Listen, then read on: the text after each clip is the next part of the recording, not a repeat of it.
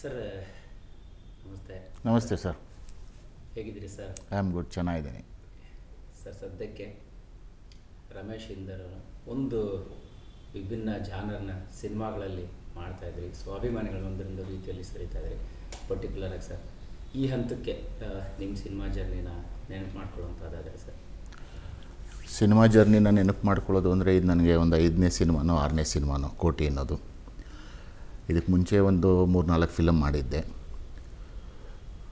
ಅಗ್ರಹಾರ, ರಾಜಧಾನಿ 2, ಗುಬ್ಬಚ್ಚಿಗಳು ಅಂತ ಬಿ ಸುರೇಶ್ ಅವ್ರ ಪ್ರೊಡಕ್ಷನ್ದೊಂದು, ಕೈವಾ ಅಂತ ಒಂದು ಸಿನಿಮಾ. ಮತ್ತು ಮುಖ್ಯವಾಗಿ ಆ್ಯಕ್ಚುಲಾಗಿ ಪೂರ್ಣ ಪ್ರಮಾಣದಲ್ಲಿ ನಟನೆ ಅಂತ ಮಾಡಿದ್ದು ಸಪ್ತಸಾಗರದ ಆಚೆಯಲ್ಲೋ ಸಿನಿಮಾದಲ್ಲಿ. ಹೇಮಂತ್ ಅವರು ಯಾವುದೋ ಒಂದು ಅವಾರ್ಡ್ ಫಂಕ್ಷನಲ್ಲಿ ನನ್ನನ್ನು ನೋಡಿ ನೀವೊಂದು ಪಾತ್ರ ಮಾಡಬೇಕು ಅಂತ ಹೇಳಿ, ನಾನು ಸಾಮಾನ್ಯವಾಗಿ ಮಾಡ್ತಿರಲಿಲ್ಲ ಆ್ಯಕ್ಚುಲಾಗಿ.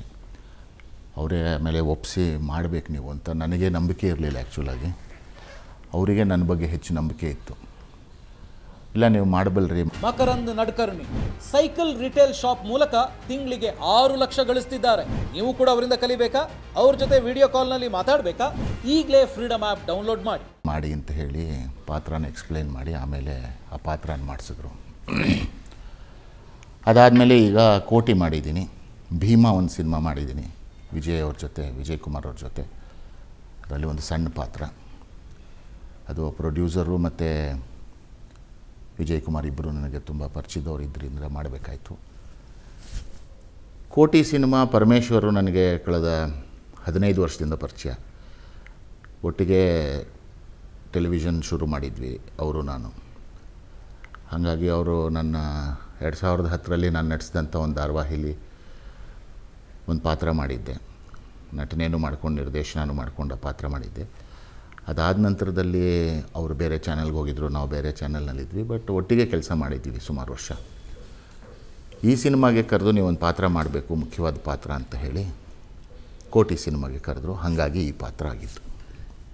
ಸರ್ ಹೇಳ್ತಾ ಇದ್ರಿ ಅಂದರೆ ಸಿನಿಮಾಗೆ ಒಗ್ಗಿಕೊಳ್ಳುವಂತಹ ಆಲೋಚನೆ ಇರಲಿಲ್ಲ ಅನ್ನೋದು. ಹೌದು ಸರ್, ಆ ಡಿಸಿಷನ್ ಹೇಗೆ ಚೇಂಜ್ ಆಯಿತು ಅನ್ನೋದು? ಇಲ್ಲ, ಆ್ಯಕ್ಚುಲಾಗಿ ಅದೇ ಹೇಳಿದ್ನಲ್ಲ, Hemanth was the key. Hemanth M Rao ಅನ್ನೋರು ಅವರು ನನ್ನ ಒಪ್ಪಿಸಿದ್ದು. ಆ್ಯಕ್ಚುಲಾಗಿ ನಾನು ನನ್ನದೇ ಲೋಕದಲ್ಲಿ ಇದೆ, ಅಂದರೆ ಧಾರಾವಾಹಿ ಲೋಕದಲ್ಲಿ ಬರವಣಿಗೆ ಮತ್ತು ನಿರ್ದೇಶನ ಮತ್ತು ಪ್ರೊಡಕ್ಷನಲ್ಲಿ ನನ್ನ ಪಾಡಿಗೆ ನಾನಿದ್ದೆ.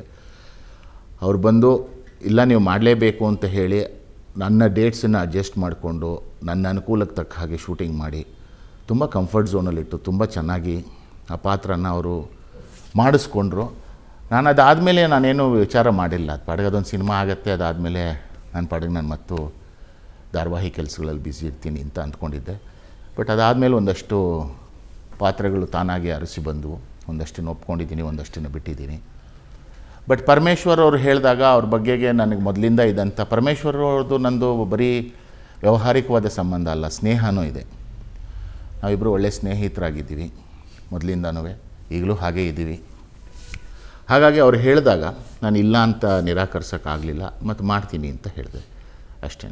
ಸರ್, ಈಗ ಕನ್ನಡಕ್ಕೆ ಅಂದರೆ ಮತ್ತೊಬ್ಬ ಖಡಕ್ ವಿಲನ್ ರಮೇಶ್ ಅವ್ರ ರೂಪದಲ್ಲಿ ಸಿಕ್ಕರು ಅನ್ನೋಂಥದ್ದು ಸರ್. ಯಾಕಂದರೆ ನಿಮ್ಮನ್ನ ಒಂದು ಶೇಡಲ್ಲಿ ಹಿಂಗೆ ಟ್ರ್ಯಾಕಲ್ಲಿ ತೊಗೊಂಡು ಹೋಗ್ತಾ ಇದೆ ಜರ್ನಿ ಅಂತ. ಇಲ್ಲ, ಗೊತ್ತಿಲ್ಲ. ಅಂದರೆ ಅದು ಎಷ್ಟರ ಮಟ್ಟಿಗೆ ಜನ ಇಷ್ಟಪಡಬೇಕು ಯಾವುದೇ ಆದ್ರೂ. ಅಂದರೆ ಖಳನಾಯಕ ಇರಬಹುದು, ನಾಯಕ ಇರಬಹುದು, ಪೋಷಕ ಪಾತ್ರ ಇರಬಹುದು, ಜನ ಅದನ್ನು ಇಷ್ಟಪಡಬೇಕು. ಜನ ನಮ್ಮನ್ನು ಒಪ್ಕೊಳ್ಳೋಕ್ಕೆ ಶುರು ಆದರೆ ನಮಗೆ ಪಾತ್ರಗಳು ಮಾಡೋಕ್ಕೆ ಸುಲಭನೂ ಆಗುತ್ತೆ, ಮತ್ತು ಕರೆಯೋರು ಹಾಗೆ ಆಗ್ತಾರೆ. ಒಂದು ಬೇರೆ ಆಯಾಮ ಅಂತ ನಾನು ಹೇಳೋಕ್ಕೆ ಇಷ್ಟಪಡೋದಿಲ್ಲ. ಬಟ್ ನನಗೇನು ಗೊತ್ತಿದೆಯೋ, ನನಗೇನು ಬರುತ್ತೋ, ಮತ್ತು ನಿರ್ದೇಶಕರು ಏನು ಹೇಳ್ತಾರೋ ಅದನ್ನು ಮಾಡ್ತಾ ಬಂದಿದ್ದೀನಿ. ಖಳನಾಯಕರಲ್ಲಿ ಸುಮಾರು ಜನ ಇದ್ದಾರೆ ಆ್ಯಕ್ಚುಲಾಗಿ, ತುಂಬ ದೊಡ್ಡ ದೊಡ್ಡ ಹೆಸರುಗಳಿದೆ, ತುಂಬ ದೊಡ್ಡ ದೊಡ್ಡ ನಟರಿದ್ದಾರೆ. ನಾನೇನೂ ಅಲ್ಲ ಆ್ಯಕ್ಚುಲಾಗಿ, ಟು ಬಿ ವೆರಿ ಆನೆಸ್ಟ್. ಆ ನಿಟ್ಟಿನಲ್ಲಿ ಅಂಥದ್ದೇನೂ ಆಗಿಲ್ಲ. ನಾನು ಮಾಡಿರೋದು 2 ಸಿನಿಮಾ, ಅಂದರೆ ಈಗ ಸಪ್ತಸಾಗರದ ಆಚೆಯಲ್ಲೋ AB ಮತ್ತು ಕೋಟಿ. ಮತ್ತು ನಾನು ಯಾವುದೋ ಇನ್ನೂ ಖಳನಾಯಕನಾಗಿ ಯಾವುದೋ ಪೂರ್ಣ ಪ್ರಮಾಣದಲ್ಲಿ ಮಾಡ್ತಾಯಿಲ್ಲ. ಅವಕಾಶಗಳು ಬರ್ತಾಯಿದೆ, ಇಲ್ಲ ಅಂತ ನಾನು ಹೇಳಲ್ಲ. ಬಟ್ ಅದೇನೋ ಒಂದು ಪಾತ್ರಗಳು ನನಗೆ ಒಂದು ಚಾಲೆಂಜಿಂಗ್ ಆಗಬೇಕು, ನನ್ನಲ್ಲಿ ಒಂದು ಭಯ ಹುಟ್ಟಿಸ್ಬೇಕು, ನನ್ನ ಕೈಲಿ ಆಗತ್ತಾ ಅನ್ನೋ ಒಂದು ಚಾಲೆಂಜನ್ನು ನನ್ನ ಮುಂದೆ ತಂದು ಒಡ್ಡಬೇಕದು. ಆಮೇಲೆ ಆ ನಿರ್ದೇಶಕರು ನನ್ನ ಬಗ್ಗೆ ಭರವಸೆ ಇಟ್ಕೋಬೇಕು. ಅದಷ್ಟಾದರೆ ಮಾಡಬಹುದು. ಸರ್, ಈಗ ನಿಮ್ಮೊಳಗಿನ